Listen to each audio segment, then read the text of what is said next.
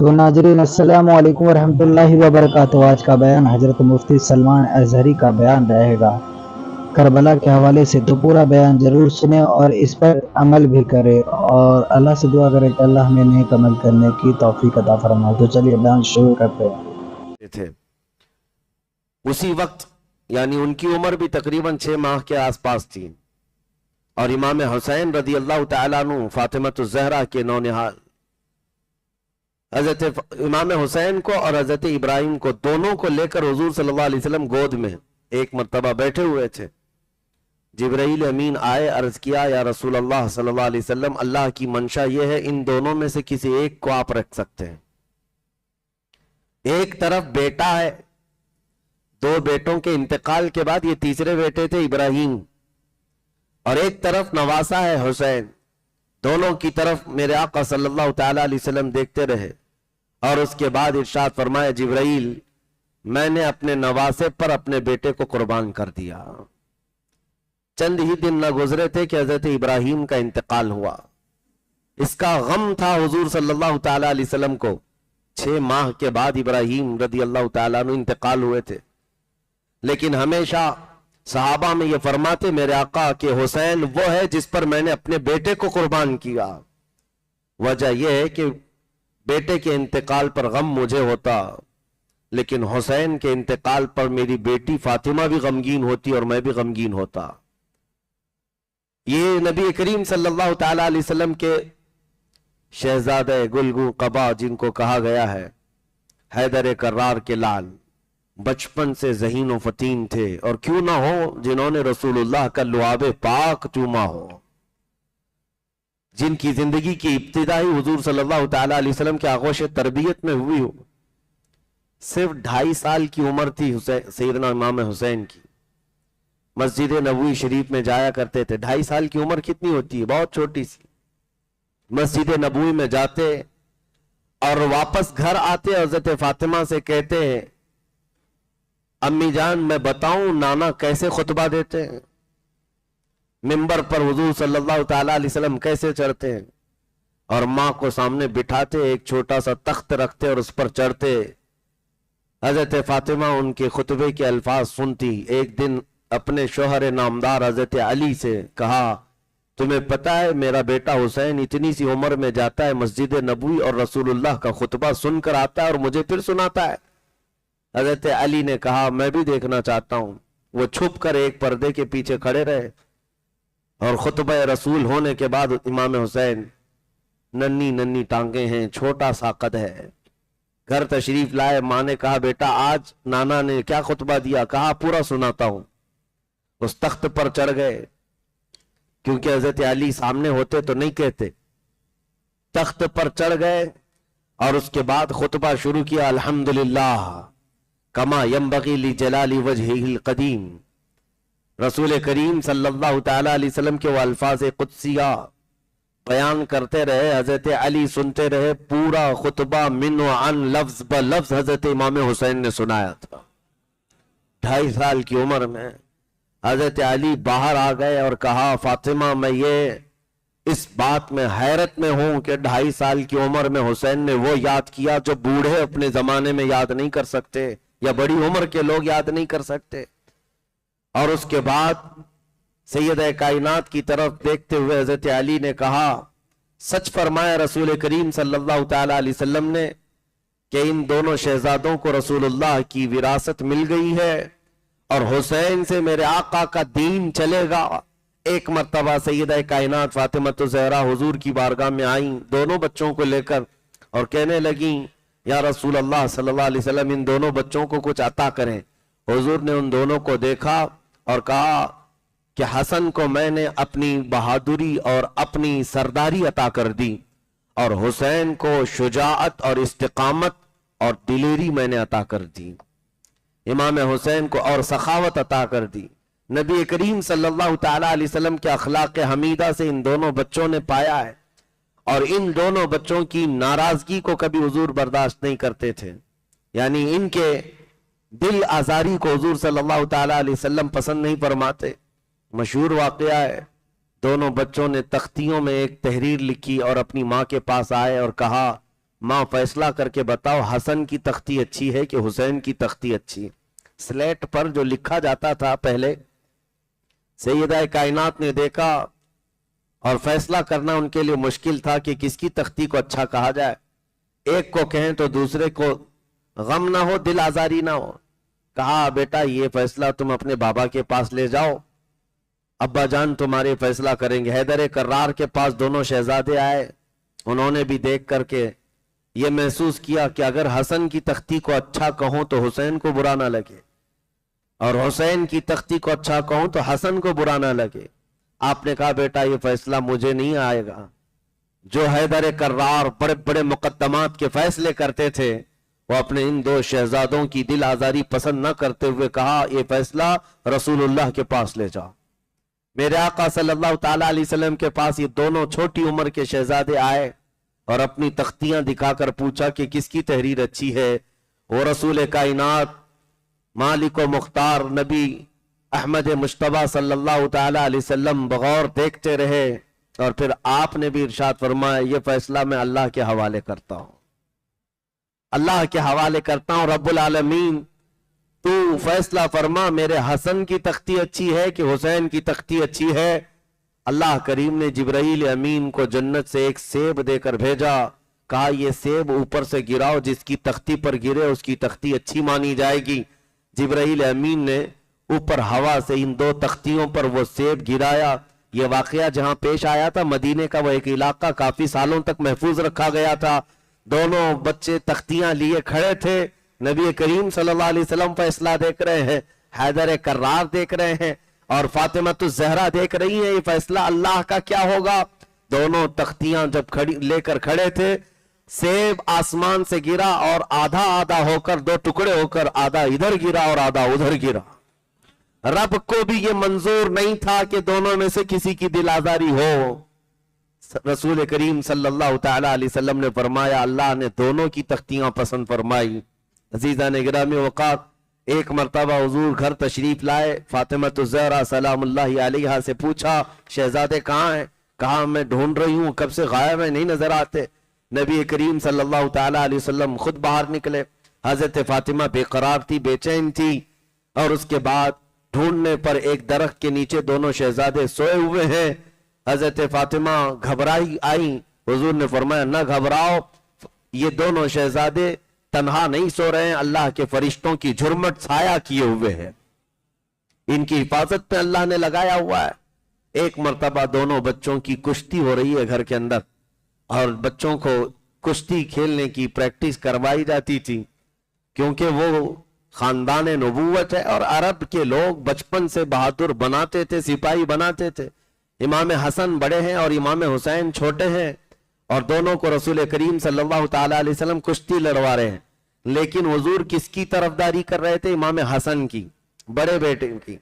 और हम हमें हसन को कह रहे थे कि हसन तुम हुसैन को इधर से पकड़ लो, उधर से पकड़ लो, इधर से गिराओ, उधर से गिराओ। हजरत फातिमा देख रही थी और अर्ज किया अब्बा जान, आम तौर पर होता यह है कि छोटे बेटे का साथ लिया जाता है, जो छोटा होता है उसकी हिमायत में माँ बाप खड़े रहते हैं, आप तो बड़े हसन का साथ दे रहे हैं। रसूल पाक सल्लल्लाहु अलैहि वसल्लम ने मुस्कुराकर फरमाया फातिमा तुम नहीं देख रही, उधर से हुसैन की सपोर्टिंग में जिब्राइल अमीन उतरे हुए हैं, वो उनकी हिमायत में है, और इधर से मैं हसन के लिए खड़ा हूं। ये वो घराना था, एक तरफ सैयदुल मलाइका है और एक तरफ सैयदुल अंबिया है। मेरे अजीजों, दुनिया में ऐसा घराना न हुआ था न कयामत तक होगा। जिब्राइल अमीन अलैहिस्सलातु तस्लीम उनके घर भी आते तो अंदाज क्या था? बे इजाजत उनके घर में जिब्राइल आते नहीं, कद्र वाले जानते हैं इज्जो शान अहले बैत।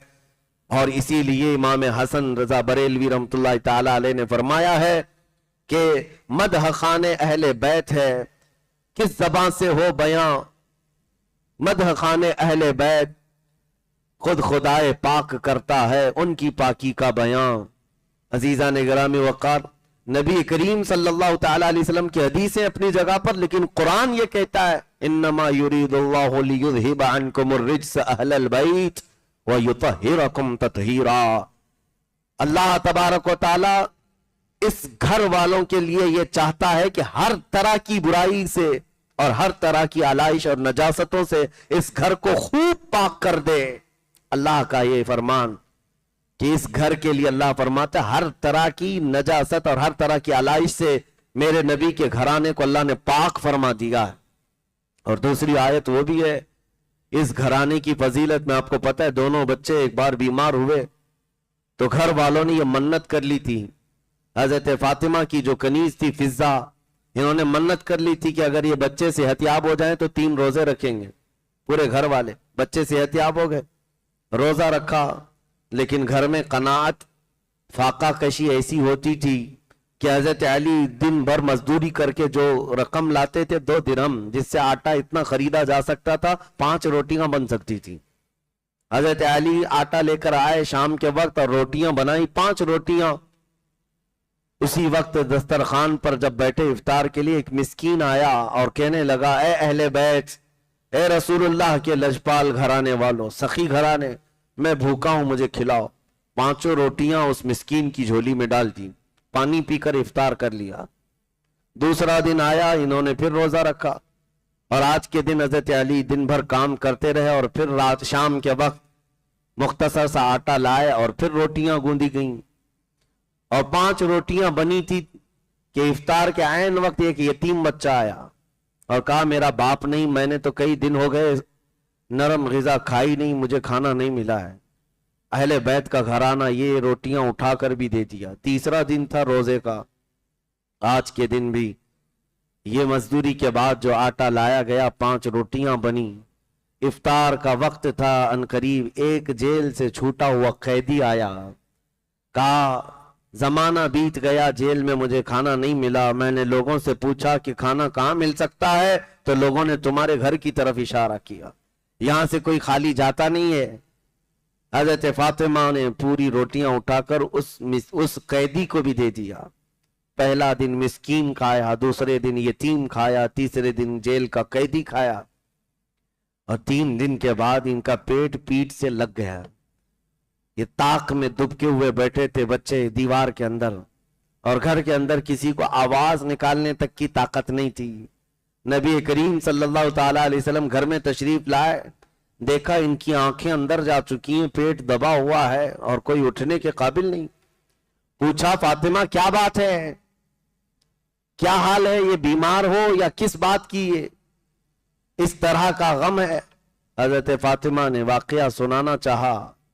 اسی اثنا میں جبرائیل امین علیہ السلام آیت قرآن لے کر نازل ہوئے. آیت قرآن لے کر کے آئے اور اس میں اللہ تبارک و تعالیٰ نے سورہ دہر میں یہ ارشاد فرمایا انما نطعمکم لوجہ اللہ لا نرید منکم جزاء ولا شکورا. یہ آیت ہے سورہ دہر کی 29ویں پارے کی کہ اہل بیت نے ایک دن مسکین کو، ایک دن یتیم کو اور ایک دن قیدی کو کھانا کھلایا اور ان سے کوئی جزا نہیں مانگی، ان سے کوئی بدلہ نہیں مانگا. اے رسول محترم صلی اللہ تعالی علیہ وسلم، یہ اللہ کی طرف سے فرمان تھا، آپ اپنے گھر والوں کو بشارت دے دیں کہ وہ اللہ کے امتحان میں کامیاب ہوئے. نہ مسکین آیا، نہ یتیم آیا، نہ قیدی آیا، وہ جو بھی آیا تھا وہ اللہ کا فرشتہ تھا جو اہل بیت کا امتحان لے رہا تھا. پھر جنت کا دسترخوان ان کے گھر پر اتارا گیا. عزیزان گرامی وقار، یہ ہے اہل بیت اطہار کی مختصر جھلکیاں میں آپ کے سامنے رکھا ہوں تاکہ ہمارا ذہن تیار ہو ہم کس گھرانے کی بات سننے جا رہے ہیں. آپ کو پتہ ہے عیسائیوں سے مباہلہ کرنے کے لیے میرے آقا نکلے تھے. حق و باطل کے درمیان فیصلہ کن یہ معاملہ ہوتا ہے مباہلہ. عیسائیوں نے چیلنج کیا تھا، حضور نکلے تھے، لیکن اللہ نے فرمایا اے رسول آپ اپنے بیٹوں کو لے لیں، اپنے بیویوں، اپنی عورتوں کو لے لیں اور خود بھی جائیں. اس وقت رسول پاک اس مباہلے کے لیے جن کو لے کر چلے تھے وہ کون تھے؟ حضرت علی تھے، حضرت فاطمہ تھی، حضرت امام حسن اور امام حسین. انہی لوگوں کو لے کر رسول کریم صلی اللہ تعالی علیہ وسلم نجران گئے تھے. عیسائیوں کا جو بڑا پادری تھا وہ پہلے تو بہت ڈینگے مار رہا تھا کہ ہم مباہلہ کریں گے. بعد میں جب حضور کو دور سے آتے ہوئے دیکھا، اپنی چھت پر کھڑے ہو کر سارے عیسائیوں کو بلایا اور پوچھا کس کو تم نے بلا لیا مباہلے کے لیے؟ کہا یہ عرب کے جنہوں نے رسالت کا دعویٰ کیا ہے، اس عیسائی پادری نے کہا منع کر دو، ختم کر دو یہ مباہلہ. کہتا ہے قسم اس خدا کی جس کی ہم عبادت کرتے ہیں، اگر مباہلہ ہو گیا تو یاد رکھ لینا کہ یہ مباہلہ. کہتا ہے قسم اس خدا کی جس کی ہم عبادت کرتے ہیں، اگر مباہلہ ہو گیا تو یاد رکھ لینا قیامت تک روئے زمین پر پھر کبھی کوئی عیسائی آ ہی نہیں سکے گا. یہ سچے رسول کا چہرہ ہے، اور ان کے ساتھ جو شہزادے ہیں یہ گلگوں قبا، ان کے چمکدار چہرے سچائی کی علامت ہے. یہ وہ خاندان نبوت ہے، یہ وہ خاندان اہل بیت ہے. عزیزان گرامی اوقات، لیکن المیہ یہ ہے کہ اس رسول کی امت نے اسی خاندان کو بے آب و دانہ اس طرح سے تڑپایا ہے کہ روحیں کانپ جاتی ہیں.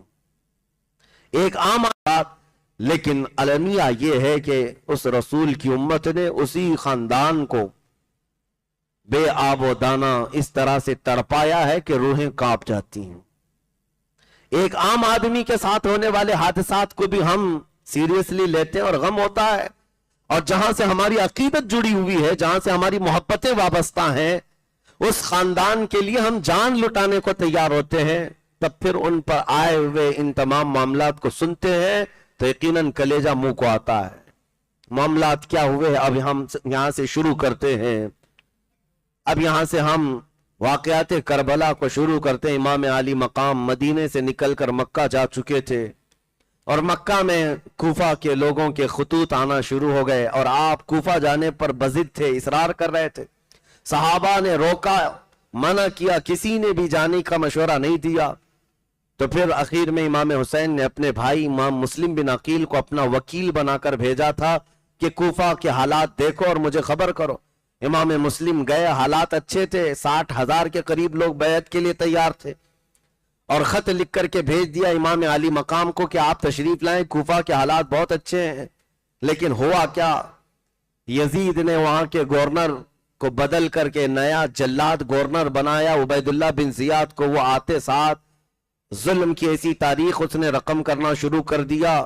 کوفہ کے بڑے بڑے سرداروں کو گرفتار کیا، دھمکیاں دیا، قتل کیا. صحابی رسول حامی بن عروہ کو قتل کیا، اور جتنے وہاں پر اہل بیت کے جانثار تھے ان کو مارنا شروع کیا. اور امام مسلم بن عقیل کا بھی قتل ہو گیا، ان کے بچوں کا بھی قتل ہو گیا. یہ حالات امام حسین تک نہیں پہنچے تھے. اب امام حسین رضی اللہ تعالیٰ عنہ بہت جلدی کر رہے تھے کہ کوفہ سے مجھے 2 خط آ گئے میرے بھائی کے کہ حالات اچھے ہیں، مجھے نکلنا ہے. اب سنیے، مکہ مکرمہ سے میرے امام نکلتے ہیں، 4 ذی الحجہ کی تاریخ ہے، 6 دن کے بعد تو حج ہونا ہے. ذی الحجہ کی 4 تاریخ، اور مکہ مکرمہ میں امام علی مقام. دنیا بھر سے قافلے ادھر ادھر سے ہوتے ہوئے مکہ کی طرف رواں دواں ہیں، حاجیوں کا قافلہ آ رہا ہے. لیکن امام علی مقام 4 ذی الحجہ کو مکہ چھوڑ کر روانہ ہو رہے ہیں. اس اثنا میں کئی صحابہ درمیان آئے. امام علی مقام ہر بات یہی کہتے تھے، اللہ کو جو منظور ہے وہ ہوگا. لوگ یہ کہتے تھے کہ کوفہ والے دھوکہ کر جائیں گے، دغا بازی ہیں. آپ کے والد وہیں قتل ہوئے، آپ کے بھائی شہید ہو گئے. اب آپ کے ساتھ کہیں کوفہ والے دھوکہ کر کے آپ کے خلاف تلواریں نہ اٹھائیں. امام علی مقام یہ کہتے تھے، لن یصیبنا الا ما کتب اللہ لنا، ہم کو ہرگز وہ چیز نہیں پہنچے گی جو اللہ نے نہیں لکھا ہے، اتنا ہی ہمیں ملے گا جتنا اللہ نے لکھ دیا ہے. تو بہرحال امام علی مقام کا یہ قافلہ نکلنے کو تیار ہوا. تو وہاں پر جو سعید نام کے گورنر تھے مکہ میں، انہوں نے فوجیں بھیج دی امام علی مقام کو روکنے کے لیے. عبداللہ بن زبیر کے حامی طاقت کے بل بوتے امام علی مقام کو روکنے کی کوششیں کی. مڈبھیڑ بھی ہو گئی، ہلکی پھلکی جنگ بھی ہو گئی امام علی مقام کے خاندان والوں اور حامیوں سے اور مکہ والوں سے. یعنی یہ ایسی دشمنی کی جنگ نہیں تھی، محبت میں وہ امام علی مقام کو روکنا چاہ رہے تھے. یہاں تک کہ امام حسین رضی اللہ تعالیٰ عنہ مکہ کی سرحدوں سے نکل گئے. بیچ راستے میں فرزدق نام کا ایک شاعر ہے بہت مشہور، اس سے ملاقات ہوئی، پوچھا کہاں کا ارادہ ہے؟ آپ نے کہا کوفہ جا رہا ہوں. اس نے اس وقت جو اشعار عربی میں کہے تھے وہ آج تک محفوظ ہیں. کہا اے امام آپ کوفہ جا رہے ہیں, ہو سکتا ہے ان کے دل آپ کے ساتھ ہیں لیکن تلواریں بنو امیہ کے ساتھ ہیں, یزید کے ساتھ ہیں ان کی تلواریں ہیں. وہ بات کچھ اور کرتے ہیں اور کام کچھ اور کرتے ہیں, آپ ان کی باتوں پر بھروسہ کر کے جا رہے ہیں. امام عالی مقام نے کہا میرے پاس اتمام حجت کے لیے جانا ضروری ہے. انہوں نے یہ کہا ہے کہ اگر میں نہ آؤں تو قیامت کی منزل اور طے ہوئی تھی. میں یہ بھی بتا دوں امام عالی مقام کے اس قافلے میں کتنے لوگ تھے. تقریباً یہ 82 لوگوں کا قافلہ بنا تھا, 82, جس میں حضرت علی کرم اللہ وجہ الکریم کے شہزادے یعنی امام حسین کے جو بھائی حضرت علی کی دوسری بیویوں سے جو تھے وہ سب اس میں موجود تھے. عبداللہ بن علی, ابو بکر بن علی, عمر بن علی, زید بن علی رضی اللہ تعالیٰ عنہم. اور امام مسلم بن عقیل کے 2 بیٹے تو شہید ہو گئے تھے, 3 بیٹے امام حسین کے ساتھ اور تھے. امام حسن کے اپنے سگے بھائی کے 3 بیٹے ان کے ساتھ تھے, اور امام حسین کے خود کے 3 بیٹے بھی تھے, امام زین العابدین, علی اکبر اور علی اصغر, تینوں الگ الگ بیویوں سے تھے. یہ امام عالی مقام کے قافلے میں تھے. اور پھر آپ کی سگی بہن سیدہ زینب رضی اللہ تعالی عنہا وہ ساتھ تھیں, اور امام حسین کی چھوٹی بیٹی سیدہ سکینہ وہ بھی ساتھ تھیں. ان کی سگائی ہو چکی تھی امام قاسم کے ساتھ جو امام حسن کے بڑے بیٹے تھے, اور سیدہ سکینہ کی عمر اس وقت 9 سال کی تھی, وہ ساتھ ہوئی. اور امام عالی مقام کی 2 بیویاں ساتھ میں تھیں, ام رباب اور شہر بانو. اور اس قافلے میں اہل بیت کے دیگر افراد بھی تھے, حضرت جعفر طیار کے بیٹے بھی تھے اور حضرت مسلم بن عقیل کے بیٹے بھی تھے. اس طرح سے یہ قافلہ اور کچھ جانثاروں سے مل کر, جو دوسرے چاہنے والوں سے مل کر 82 کی تعداد کو پہنچا. بیچ راستے میں تھے تو سیدہ زینب کے 2 بیٹے آن و محمد, یہ دونوں آئے اپنے باپ کا خط لے کر. ان کے باپ عبداللہ بن جعفر ہیں, امام حسین کے بہنوی, سگے بہنوی بھی ہیں, اور حضرت جعفر طیار کے بیٹے یعنی امام حسین کے چچیرے بھائی بھی تھے. وہ بہت محبت کرتے تھے امام پاک سے. انہوں نے خط لکھ کر کے بھیجا اپنے 2 بچوں کو, بیچ راستے میں بھیجا, کہا اللہ کا واسطہ دیتا ہوں, نبی رحمت کا واسطہ دیتا ہوں, آپ اکیلے نہیں ہیں, اگر آپ چلے گئے تو پوری دنیا میں اندھیرا چھا جائے گا. ہم کوفہ والوں کے حوالے آپ کو نہیں کر سکتے, رسول اللہ کے خاندان کے چشم و چراغ ہیں, آپ واپس چلے آئیں. مکہ آپ کے لیے امن و سکون کی جگہ ہے. امام عالی مقام نے خط پڑھا اور آنکھوں سے آنسو آئے اور کہا میں وہ کام نہیں کر سکتا, اگرچہ سارے لوگ مشورہ دے رہے ہیں, لیکن ایک بات مجھے اس بات کو کرنے پر مجبور کرتی ہے. پھر جو ایک صحابی تھے انہوں نے آ کر پوچھا آخر کیا بات ہے کہ اتنے لوگ مشورہ دے رہے ہیں آپ کو نہ جانے کا, اور آپ ضد کر رہے ہیں جانا ہی ہے کوفہ. اور تھوڑی ہی دیر کے بعد امام مسلم بن عقیل کی شہادت کی خبر بھی آ گئی. امام حسین بار بار انا للہ و انا الیہ راجعون پڑھتے تھے اور غم کرتے تھے کہ میں نے اپنے معتمد بھائی کو وکیل بنا کر بھیجا اور ان کے ساتھ یہ معاملات ہو گئے. ان پڑھتے تھے اور غم کرتے تھے کہ میں نے اپنے معتمد بھائی کو وکیل بنا کر بھیجا اور ان کے ساتھ یہ معاملات ہو گئے. جب یہ حالات سنتے ہیں امام علی مقام, اس کے بعد ایک صحابی نے کہا بھی کہ آپ ضد کیوں کر رہے ہیں, تو جانتے امام حسین کے سامنے ایک بات تھی. کہا میں نے خواب میں رسول کریم صلی اللہ تعالی علیہ وسلم کو دیکھا ہے, حضور اکرم صلی اللہ تعالی علیہ وسلم نے مجھ سے کچھ بیان فرمایا اور میں نے وعدہ کیا, اس وجہ سے مجھے جانا ہی ہوگا. صحابی نے پوچھا ہمیں بھی بتائیں اللہ کے رسول صلی اللہ تعالی علیہ وسلم نے آپ سے کیا وعدہ لیا اور آپ نے کیا وعدہ کیا اور کیا بیان ہوا. امام عالی مقام نے کہا نہ میں نے یہ خواب کسی کو بتایا اور نہ بتاؤں گا جب تک کہ میں اس دنیا سے چلا نہ جاؤں. یہ رازوں میں سے ہے, میں نے اللہ کے رسول سے وعدہ کیا ہے. یہ مسئلہ تھا جس کی وجہ سے امام عالی مقام کئی لوگوں کے مشورے آتے رہے لیکن آپ واپس پلٹنے کو تیار نہیں ہوئے. ایک مقام پر پہنچے, عبداللہ بن متی وہاں پر ایک شخص تھے, انہوں نے آپ کا استقبال کیا کنویں کے پاس. انہوں نے بھی کہا آپ کوفہ جا رہے ہیں, کوفہ کے لوگ اچھے نہیں ہیں. اور وہاں پر ایک قاصد آیا کوفہ کی خبریں لے کر. ہانی بن عروہ کے ساتھ کیا کیا گیا, مسلم بن عقیل کے ساتھ کیا کیا گیا, ان کے پیروں میں ہاتھوں میں رسی باندھ کر کے ہانی بن عروہ کو گلیوں میں کھینچا گیا ہے, ان کی ہڈیاں چکنا چور ہو گئی, توڑ دیا گیا ہے, اور نہایت ہی دردناک انداز میں ان کو قتل کر دیا گیا ہے. یہ خبریں سن کر امام حسین اعظم رضی اللہ تعالیٰ عنہ غمگین ہو گئے, اور اس کے بعد آپ اپنے قافلے کو لے کر تھوڑا اور آگے بڑھے, لیکن ٹھہر گئے. پھر قافلے کے اندر رات کا وقت تھا, اپنے خاندان والوں کو سمیٹ کر کے ایک خطبہ دیتے ہیں اور کہتے ہیں اے لوگوں, کوفہ سے ایک بری خبر آ چکی ہے, اے میرے خاندان والوں اس خبر کو سن لو. آپ نے کہا میرے معتمد وکیل اور میرے معتمد بھائی مسلم کو کوفہ والوں نے شہید کر دیا. ابن زیاد گورنر بن کر وہاں آیا اور کوفہ والوں کے دل بدل گئے, انہوں نے ان کے بچوں کو بھی شہید کیا ہے, صحابی رسول کو بھی شہید کیا ہے. لہٰذا میں تمہیں اختیار دیتا ہوں کہ آپ یہاں سے جو پلٹنا چاہے وہ پلٹ جائے, جو جانا چاہے وہ چلا جائے, اس لیے کہ اب ہمارے لیے کوفہ کی سرزمین بھی ہماری پناہ گاہ نہیں رہی. یہ سن کر کے کچھ عرب کے قافلے یا عرب کے لوگ جو ساتھ ہوئے تھے وہ یکے بعد دیگرے چھٹتے چلے گئے, نکل گئے, اور یہ قافلہ جانثاروں کا وہی باقی رہ گیا جو مدینے سے چلا تھا. اس میں جو اہل بیت نبوت کے افراد تھے وہ کھڑے ہو کر کے کہتے ہیں, امام مسلم بن عقیل جن کی شہادت ہوئی ہے ان کے 3 بیٹے اور بھی تھے امام حسین کے ساتھ, کھڑے ہو کر کہتے ہیں اب جب ہمارے باپ کا انتقال ہو ہی گیا ہے تو ہم اس وقت تک واپس نہیں پلٹیں گے جب تک ہمارے باپ کا بدلہ نہ لے لے یا قصاص نہ لے لے, یا پھر ہم بھی قتل ہو کر شہید ہو کر اپنے والد محترم کے پاس نہ پہنچ جائیں. امام علی مقام سے دوسرے شہزادے کہتے ہیں آپ ہمیں پلٹنے کی بات کر رہے ہیں اور آپ کو ہم اس طرح تنہا چھوڑ کر کے جا سکتے ہیں؟ آپ کے بعد زندگی کا کوئی مزہ ہی نہیں ہے, آپ کے بعد زندگی جینے کا کوئی معنی ہی نہیں ہے. امام حسین کی بات پر ایک شہزادہ یا خاندان کا ایک فرد بھی ٹس سے مس نہیں ہوا. یہ قافلہ چل پڑا, امام علی مقام چلتے رہے.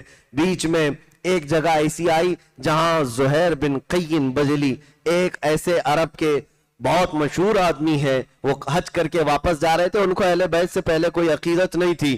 امام حسین نے ان کو بلوایا, وہ خیمے میں تھے, انہوں نے منع کر دیا میں ملنا نہیں چاہتا. بیوی جو تھی گھر میں بیٹھی, یہ خیمے میں تھی, اور ایسی ڈانٹ لگائی, کہا زہیر تجھے پتا ہے رسول اللہ کا بیٹا بلا رہا ہے اور انکار کرنے کی مجال کیسے تیری؟ آج اس سے بہتر موقع کیا ہو سکتا ہے, جا امام علی مقام سے ملاقات کر کے. تو آپ زہیر بن قین بجلی آئے اور امام حسین سے ملاقات کی. ایک ہی ملاقات ایسی تھی کہ چہرہ ابن رسول کو دیکھ کر کے فدا ہو گئے. کہا کہاں کا ارادہ؟ کہا کوفہ کا. زہیر بن قیم کو اپنا واقعہ بتایا اور جو جو حالات تھے بتایا. زہیر بن قیم بجلی جو پہلے اہل بیت سے عقیدت نہیں رکھتے تھے, لیکن اب حالات ایسے کہ اپنے خیمے میں آئے اور اپنی بیوی سے کہا میں تجھے طلاق دیتا ہوں, تو واپس چلی جا, اپنے بھائیوں کے ساتھ واپس چلی جا. کہا اتنا اہم کیا معاملہ ہو گیا؟ کہا اس لیے کہ اب میں رسول اللہ کے شہزادے کے ساتھ اس نیت سے جا رہا ہوں کہ واپس اس دنیا میں کبھی نہیں آنا ہے, مجھے آنا نہیں ہے, میرا انتظار نہ کرنا. مال و دولت اسباب سب دے دیا اپنی بیوی کو اور بھیج دیا, اور کہا میں امام پاک کے ساتھ جاتا ہوں. یہ زہیر بن قین بجلی یہ وہ شخص ہیں جو میدان کربلا میں پہلے اترنے والوں میں نام ہیں. یہ یہاں سے 7 جو ہوئے, اور پھر یہ امام علی مقام کا قافلہ جب آگے بڑھتا ہوا ایک علاقہ زبال آیا, وہاں پر انہوں نے قیام کیا. تو اب یہاں پہنچتے پہنچتے امام علی مقام کے قافلے کو 1 محرم آ چکی تھی. محرم کی پہلی تاریخ تھی اور اس وقت 60ویں ہجری چل رہی تھی. 1 محرم کی تاریخ تھی. عبید اللہ بن زیاد نے جب اسے یہ خبر ملی کہ یہ مکہ سے نکل چکے ہیں امام حسین اور یہ کوفہ آنے والے ہیں, تو اس نے حر بن یزید, ایک ایسے پہلوان کو جس کی کوفہ میں بڑی دھاک تھی, وہ پہلوان بہت مشہور تھا, حر بن یزید کو 1000 کا لشکر دے کر بھیجا کہ حسین کو روک لینا راستے پر اور ان کو ادھر ادھر ہونے نہ دینا, یہاں تک کہ ان کو مجبور کر کے کسی نہ کسی طرح سے جھکا کر مطیع و فرما بردار بنا کر میرے پاس لانا. حر بن یزید یہ پہلا لشکر ہے جو کوفہ سے نکلا تھا امام علی مقام کے راستے کو روکنے کے لیے. 1000 کا لشکر لے کر کے وہ آیا, اور جیسے امام علی مقام کے پاس پہنچا تو امام حسین نے دیکھ کر سمجھ لیا کہ اب حالات بدل چکے, یہ وہ لوگ ہیں جو خط لکھ لکھ کر کے مجھے بلائے تھے, اور وہ لوگ اس فوج میں آج سامنے آئے ہوئے. آتے ساتھ حر بن یزید سے پوچھا کیا بات ہے, کس بات کا پیغام لے کر آئے ہو؟ کہا سنا ہے آپ نے بغاوت کی ہے خلافت حقہ کے خلاف, اور آپ کو گورنر کوفہ عبید اللہ بن زیاد کی طرف سے یہ پیغام سناتا ہوں کہ آپ اس طرح سے بغاوت کا پیغام لے کر علم لے کر نہیں چل سکتے, آپ کو میں مجبور کر کے مطیع و فرمان بردار کر کے لے کے جاؤں گا. امام حسین نے اس سے بات کی, کہا حر بن یزید تیری ماں تجھ پر روئے, کیا تو یہ سوچتا ہے کہ رسول اللہ کا نواسا ایک فاسق و فاجر شخص کے سامنے مطیع و فرمان بردار ہوگا؟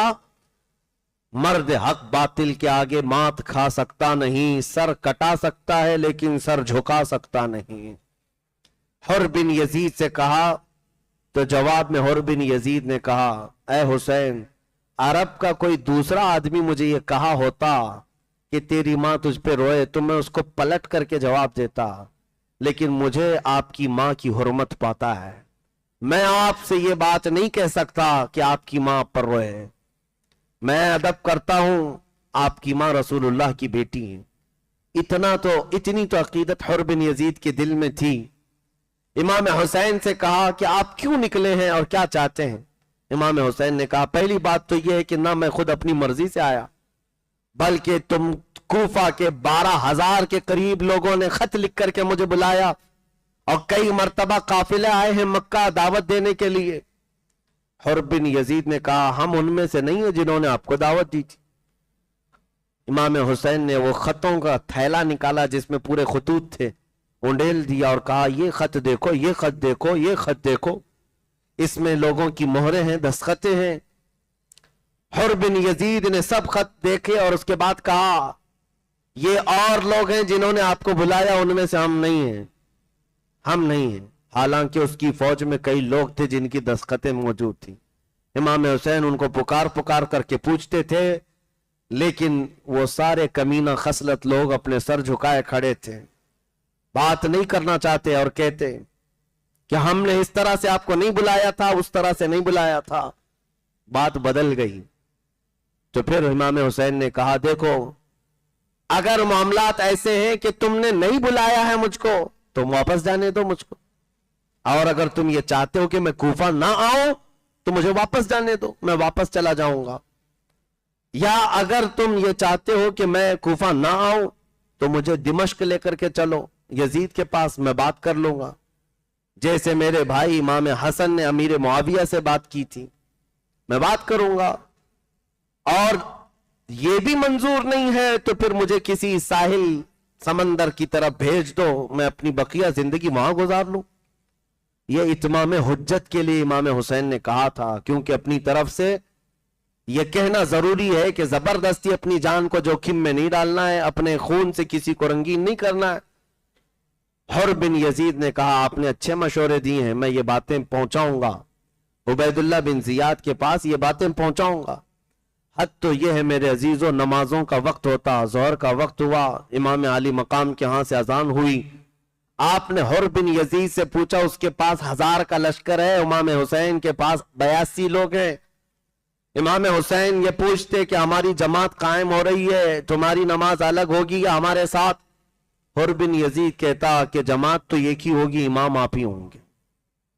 میدان مقابلین کا ہے, دو اپوزٹ جماعتوں کا ہے, لیکن خدا کی قدرت دیکھیں ان ظالموں کے دل میں بھی یہ بات تھی امام تو رسول اللہ کا نواسا ہی, نمازوں کی امامت کے لیے امام حسین ہی تھے. یہاں تک کہ یہ 1 محرم سے لے کر یہ معاملات چلتے رہے, 5 محرم آ گئی, کنٹینیو حر بن یزید امام حسین کے ساتھ تھا. या तो उनका रास्ता रोकता या उनको किसी तरह आगे बढ़ने के लिए कहता। एक जगह आई, बनी मुकातिल वहां के इलाके को कहते हैं। वहां पहुंचने के बाद हुर बिन यजीद ने कहा, हम आपको मजबूर करना चाहेंगे इसलिए कि मैं हुक्म का पाबंद हूं। इमाम हुसैन ने कहा, मैंने जो 3 शर्तें दी थी उसका क्या हुआ? कहा, मैंने पैगाम भेजा है, उससे पहले मैं कोई काम नहीं कर सकता। फिर उसी ने यह मशवरा दिया कि एक काम करें, आप कूफा की तरफ भी मत जाएं, दिमश्क की तरफ भी मत जाएं, तीसरा कोई रास्ता ले लें, मैं आपके आगे पीछे चलता रहूंगा, जंग नहीं करूंगा, लेकिन जिस काम के लिए मुझे भेजा गया वो करूंगा। इमाम हुसैन ने कहा ठीक है, तीसरा रास्ता ले लिया। तीसरे रास्ते पर चलते रहे और तीसरे रास्ते पर चलते चलते एक इलाका आया जहां पर आपने पड़ाव किया। शाम का वक्त था और काफिले को उतारा गया, दरियाए फुरात किनारे था, और जैसे ही आपने वहां पर उतारा और अपनी तलवार के टेक से इमाम हुसैन बैठे हुए थे, ऊंघ आ गई, नींद आई और ख्वाब देखा। अचानक उठ खड़े हुए और इन्ना लिल्लाहि व इन्ना इलैहि राजिऊन पढ़ने लगे। सैयदा ज़ैनब जो आपकी हमशीरा, आपकी बहन है, करीब आई, कहा भाईजान क्या बात है, कोई डरावना ख्वाब देखा? कहा कोई कहने वाला हमसे कह रहा था काफिला चल रहा है और मौत करीब आ रही है, मौत करीब आ रही है। ये 7वीं मुहर्रम का दिन आ रहा था, 6ठी मुहर्रम हो चुकी थी, 7वीं मुहर्रम आ रही थी, शाम का वक्त था। आपने पूछा इस इलाके का नाम क्या है? लोगों ने कहा इस जगह को करबला कहा जाता है। आपने एक आह भरी और कहा हादा मौदअ रिजालिना व महत्तु रिहालिना व मनाखु रिकाबिना। इमाम आली मकाम ने कहा यही वो जगह है जहां हमारे ऊंट बिठाए जाएंगे, हमारे सामान उतारे जाएंगे। वो मक्तलु रिजालिना, यही वो जगह है जो हमारे बहादुर शहीद किए जाएंगे। मैंने सुना है। और फिर आपने अपना काफिला उतार दिया। तो नाजरीन, बयान अगर अच्छा लगे तो ज़रूर वीडियो को लाइक करें और हमारे चैनल को सब्सक्राइब करें और अल्लाह से दुआ करें कि अल्लाह हमें नेक अमल करने की तौफीक अता फरमाए। हर बला मुसीबतों से, परेशानियों से, आफतों से, बीमारियों से हिफाजत फरमाए। इमाम हुसैन के बताए गए रास्ते पर चलने की तौफीक अता फरमाए। गुनाहों से हिफाजत फरमाए और गुनाह से बचने की तौफीक अता फरमाए। माँ बाप के नाफरमानी करने से बचने की तौफीक अता फरमाए। तो चलिए मिलते हैं अगली वीडियो में, तब तक के लिए अस्सलामु अलैकुम वरहमतुल्लाहि वबरकातुहू। सब्सक्राइब कीजिए हमारे चैनल जिक्र रसूल को और बेल आइकन को प्रेस कीजिए, जिससे आपको हमारे न्यू वीडियो की नोटिफिकेशन मिलती रहे। वीडियो अच्छी लगे तो हमारे वीडियो को लाइक करें और हमारे चैनल को सब्सक्राइब करें।